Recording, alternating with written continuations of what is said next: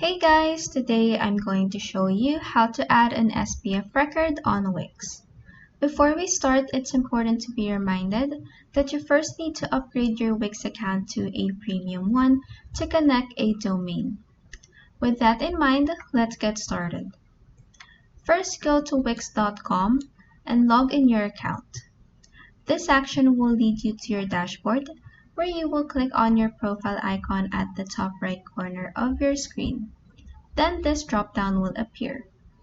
In here, click on the Account Settings option. In the Settings on the left panel, click on the Domains option. Then in this new tab, click on the Connect a Domain You Already Own option. Next, to add an SPF record in your Wix account, you're going to click on this three-dot icon next to this website that you want to add a record.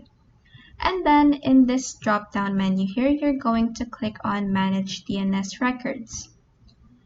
After that, you're going to click on Add Record under the TXT section, and then in the host name field, enter your host name.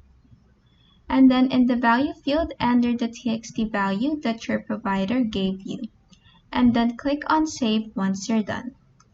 And that is how you can add an SPF record on Wix.